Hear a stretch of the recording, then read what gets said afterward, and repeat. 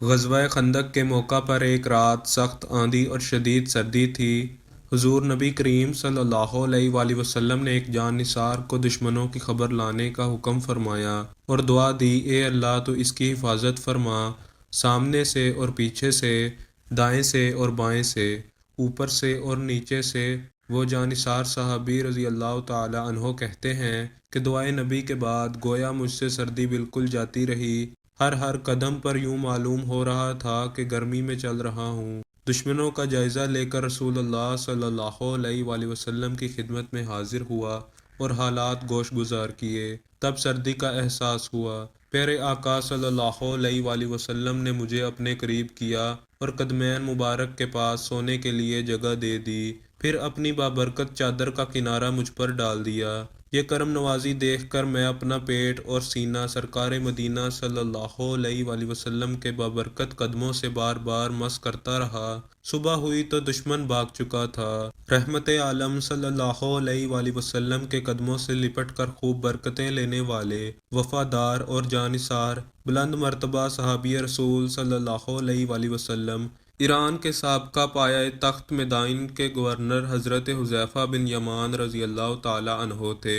آپ رضی اللہ تعالی عنہ کی کنیت ابو عبداللہ تھی۔ آپ رضی اللہ تعالی عنہ کے والد ماجد کا نام حضرت حسن یا حسیل تھا، مگر یمان کے لقب سے مشہور ہوئے۔ مکہ مکرمہ کے قبیلہ ابس سے تعلق تھا۔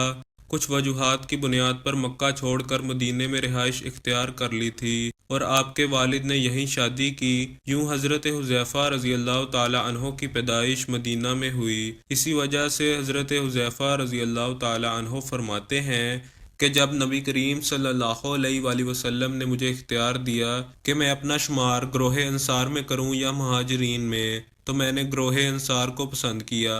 حضرت حذیفہ رضی اللہ تعالی عنہ منافقین اور علامات نفاق کی خوب پہچان رکھتے تھے۔ چنانچہ ایک مرتبہ حضور نبی کریم صلی اللہ علیہ وآلہ وسلم نے آپ رضی اللہ تعالی عنہ کو اپنے قریب بلایا اور ایک ایک منافق کا نام بتایا۔ یہی وجہ تھی کہ جب بھی جنازہ آتا تو امیر المومنین حضرت عمر فاروق رضی اللہ تعالی عنہ معلوم کرواتے تھے کہ حضرت حذیفہ رضی اللہ تعالی عنہ جنازے میں شامل ہیں یا نہیں۔ اگر حاضرین کہتے وہ موجود ہیں تو آپ رضی اللہ تعالی عنہ نماز جنازہ پڑھا دیتے، اور اگر یہ کہتے کہ وہ موجود نہیں تو آپ اس میت کے بارے میں شک کرتے اور نماز پڑھانے سے رک جاتے۔ حضرت عمر فاروق رضی اللہ تعالی عنہ نے ایک مرتبہ حضرت حذیفہ رضی اللہ تعالی عنہ سے پوچھا، کیا میرے سرکاری نمائندوں میں کوئی منافق ہے؟ آپ نے کہا صرف ایک ہے۔ فرمایا مجھے بتائیے وہ کون ہے؟ کہا میں اس کا نام نہیں بتاؤں گا۔ حضرت حذیفہ رضی اللہ تعالی عنہ فرماتے ہیں تھوڑے عرصے ہی بعد حضرت عمر رضی اللہ تعالی عنہ نے اس نمائندے کو منصب سے الگ کر دیا۔ مجھے یوں معلوم ہوا کہ اس سلسلے میں اللہ تعالی نے حضرت عمر رضی اللہ تعالی عنہ کی رہنمائی کی ہے۔ ایک مقام پر آپ رضی اللہ تعالی عنہ فرماتے ہیں کہ اللہ کی قسم میں نہیں جانتا کہ میرے ساتھی بھول گئے ہیں یا جانتے ہوئے انجان بن رہے ہیں، واللہ دنیا کے خاتمے تک جتنے بھی ایسے فتنہ پرور لوگ آئیں گے جن کے پیروکار 300 یا اس سے زیادہ ہوں گے، ان سب کا نام، ان کے باپوں کا نام، ان کے قبیلوں کا نام رسول اللہ صلی اللہ علیہ وآلہ وسلم نے ہمیں بتا دیا ہے۔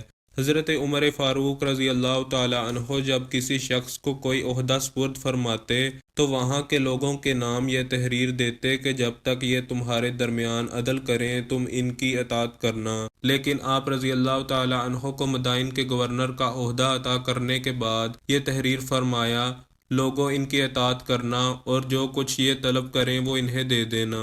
آپ رضی اللہ تعالی عنہ نہایت سادہ طبیعت اور تکلفات میں پڑنے سے بچتے تھے، چنانچہ دراز گوش یعنی گدھے پر سوار ہو کر بڑی بے نیازی سے دونوں پاؤں ایک جانب لٹکائے ہوئے شہر مدائن میں گورنر کی حیثیت سے داخل ہو گئے، جبکہ شہر کے لوگ منتظر ہی رہے اور اندازہ بھی نہ لگا سکے کہ نیا گورنر کون ہے۔ بعد میں معلوم ہوا تو دوڑ کر آپ رضی اللہ تعالی عنہ کی خدمت میں حاضر ہوئے۔ اس وقت آپ رضی اللہ تعالی عنہ نے ہاتھ میں پکڑی ہوئی روٹی اور ایک بوٹی تناول فرما رہے تھے۔ لوگوں نے ضروریات کے بارے میں دریافت کیا تو آپ نے فرمایا، اپنے لیے کھانا اور گدھے کے لیے چارہ دن میں صرف 2 مرتبہ چاہیے۔ حضرت عمر فاروق رضی اللہ تعالیٰ عنہ کو جب آپ کی مدائن سے واپسی کی اطلاع ملی تو مدینے آنے والے راستے پر آپ کا انتظار کرنے لگے تاکہ آپ کی پہلے والی اور موجودہ حالت کو ملاحظہ فرما سکیں۔ جب آپ رضی اللہ تعالیٰ عنہ کو پہلی حالت پر دیکھا یعنی گورنری کے بعد بھی خالی ہاتھ ہی دیکھا تو خوش ہو کر آپ کو گلے سے لگا لیا اور فرمایا تم میرے بھائی ہو اور میں تمہارا بھائی ہوں۔ آپ رضی اللہ تعالیٰ عنہ نے غزوہ بدر کے علاوہ تمام غزوات میں شرکت کی اور بہت سی فتوحات کا صحرا آپ کے سر پر سجا۔ وقت انتقال بہت زیادہ رو رہے تھے۔ کسی نے وجہ پوچھی تو فرمایا اس لیے نہیں رو رہا کہ دنیا چھوٹ رہی ہے، کیونکہ موت مجھے محبوب ہے، لیکن رونے کی وجہ یہ ہے کہ میں نہیں جانتا کہ جب مجھے آگے پیش کیا جائے گا تو اللہ مجھ سے راضی ہوگا یا ناراض۔ آپ رضی اللہ تعالیٰ عنہ کا وصال مبارک خلیفہ ثالث حضرت عثمان غنی رضی اللہ تعالیٰ عنہ کی شہادت کے 40 دن بعد غالباً 28 محرم 36 ہجری کو مدائن یعنی سلمان پاک میں ہوا۔ وصال کے سینکڑوں سال بعد غالباً 20 ذوالحجہ 1351 ہجری کے دن قبر میں نمی آ جانے کے باعث حضرت حذیفہ اور حضرت جابر رضی اللہ تعالیٰ عنہما کے اجسام مقدسہ کی منتقلی ہوئی تو پوری دنیا سے آنے والے لاکھوں زائرین نے اپنی آنکھوں سے دیکھا کہ دونوں صحابہ رسول صلی اللہ علیہ وآلہ وسلم کے اجسام مقدسہ اور پاکیزہ کفن یہاں تک کہ داڑھی مبارک کے بال تک بالکل صحیح سلامت تھے۔ اجسام مقدسہ کو دیکھ کر یوں محسوس ہوتا تھا کہ شاید انہیں رحلت فرمائے 2-3 گھنٹے سے زیادہ وقت نہیں گزرا۔